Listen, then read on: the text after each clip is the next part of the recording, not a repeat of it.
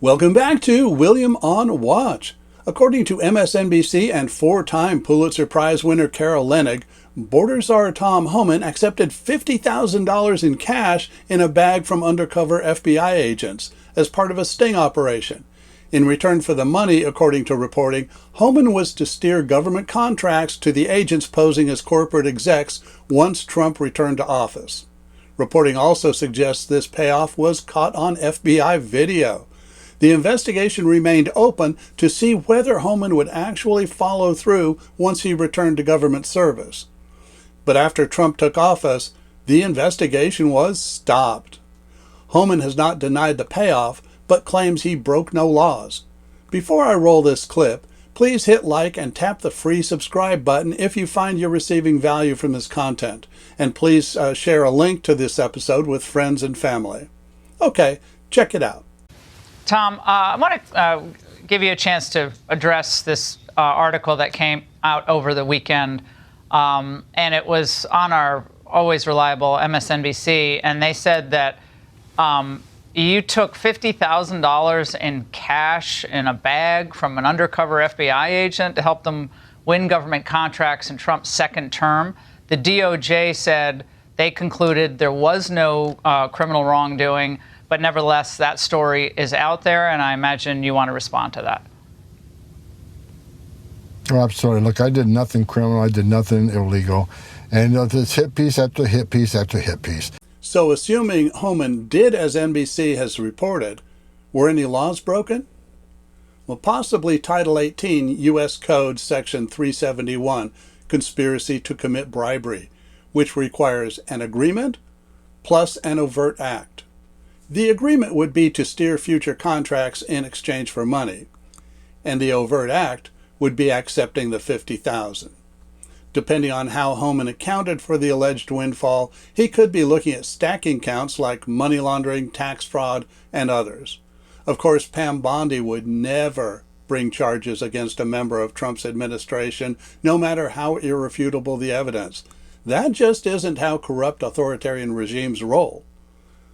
While Joe Biden was president, his son Hunter was charged and prosecuted by Biden's own DOJ.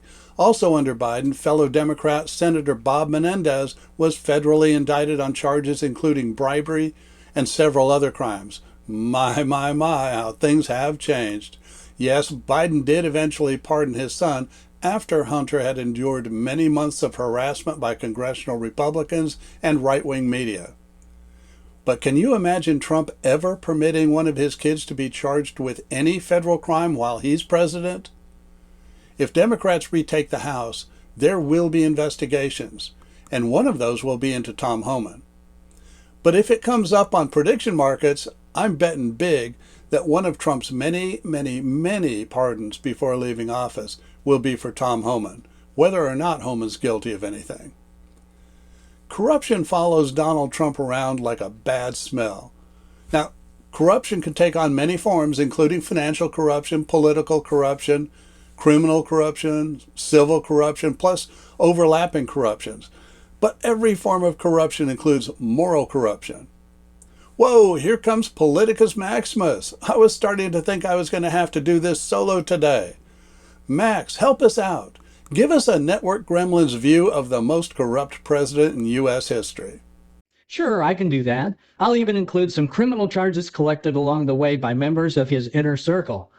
As I do, be sure to take note of all those Trump associates who ended up paying a big price for palling around with Donald Trump. In 2013, the state of New York filed suit against Trump University, alleging illegal business practices and making false claims. The suit was settled for $25 million. The Trump Organization was ordered to pay a $1.6 million penalty after it was convicted on 17 counts of criminal tax fraud. CFO Alan Weisselberg took the rap for that one and went to jail. Separately, in a civil fraud trial, the Trump Org was found to be guilty of committing persistent fraud. In 2018, the New York Attorney General sued Trump and his adult children for using the charitable Trump Foundation for personal and political purposes, what the judge later called a, quote, shocking pattern of illegality. That one cost $2 million. Also in 2018, Michael Cohen pled guilty in federal court to campaign finance violations in connection with the hush money case, in which he testified that he acted at the direction of Donald Trump. Separately, in November 2018, Cohen also pled guilty to lying to Congress about the timing of negotiations for Trump Tower Moscow. That was a Mueller-related charge. He has said he did so to protect, you guessed it, Donald Trump. He was fined and sentenced to prison. After being released to home confinement during COVID, he was briefly sent back to prison after refusing not to publish his book, Disloyal, which was critical of Trump. But a judge ruled that the action by Trump's DOJ to send him back to jail was retaliatory. Trump's buddy Steve Bannon pled guilty in New York to a charge of fraud in the We Build the Wall scheme. Of course, there are Trump's own 34 felony convictions for falsifying business records in the so-called hush money scheme. Wow, that's a world of corruption. But what about the Mar-a-Lago documents case? What happened there? I'm getting to that. Geez. Regarding the top secret documents Trump moved from the White House to various unsecured rooms within his club, Trump was charged with 32 counts of violating the Espionage Act. In all, he was charged with 40 criminal counts in that matter, including conspiracy to obstruct justice and a bunch of other stuff. The case was dismissed by an extremely Trump-friendly judge on the basis of a very flimsy technicality that would likely have been overturned on appeal by the 11th Circuit had Trump not been elected first, which ended the prosecution only because of an absurd DOJ policy not to prosecute criminals while they're president. So please don't ever tell me no one is above the law. Importantly, he was not found to be innocent of any of those charges. And yes, before you bring it up, William, that does bring us to the attempted overthrow of the 2020 election. Trump was charged with 4 felony counts of obstruction and conspiracy by the DOJ. Again, prosecution ended after he was reelected.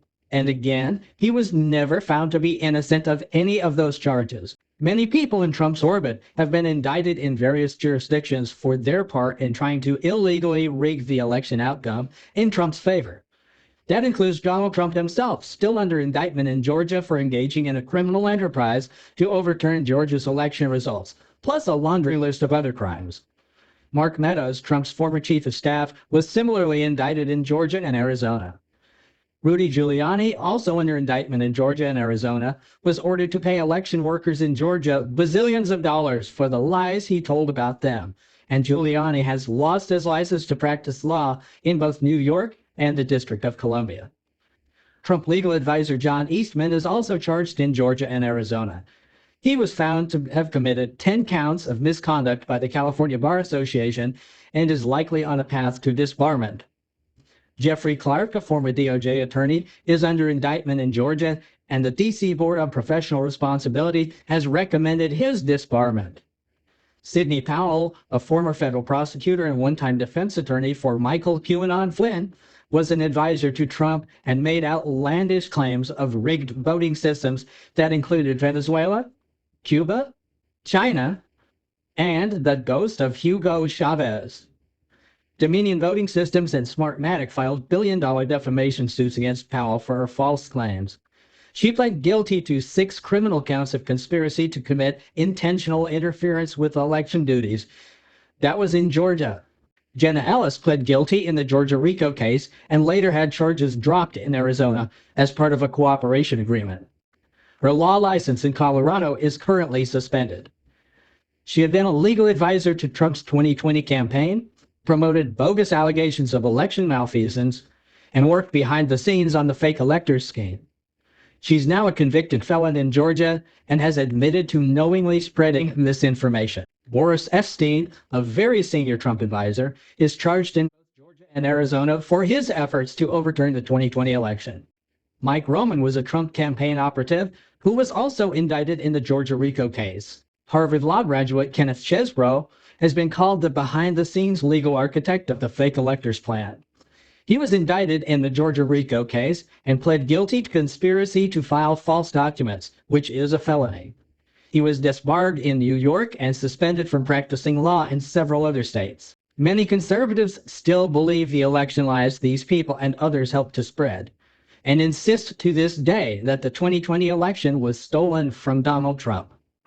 And I have a question for those enjoying such willful ignorance. Do you know of a single Democrat who has ever been charged in any jurisdiction with conspiring to steal the 2020 election from Donald Trump? Yeah, that's what I thought. I know you could go on, Max, but we got to stop somewhere. But first, let's discuss Trump Media and Technology Group, which includes Trump's Truth Social platform. It's a publicly traded company that's fallen from its high of over $100 a share to a current price of $16.53. Imagine the MAGA devotees who have seen their investments plummet. Then there's Trump's meme coin, a crypto coin of non-existent underlying value that once traded for about $16 each, but is now worth only about half that. All true, but while both Trump's media stock and his meme coin have proven to be absolutely horrible investments, neither could really be considered a true example of corrupt intent. They simply represent cynical, opportunistic efforts to cash in on Trump's faithful followers. Make of that what you will. Of course, everyone's aware of Trump's sleazier side with regard to being adjudicated as a sexual assailant and bragging about groping women, and according to sworn testimony from Stephanie Clifford, of banging a pornographic film actress while his wife tended to their newborn child. He's a real prize. So reports that Tom Homan accepted $50,000 cash from undercover FBI agents should surprise nobody. Carol Leonard posted about her story saying, quote, Trump Border Czar Tom Homan was under criminal investigation for potential bribery and claims he would steer Fed contracts in new administration.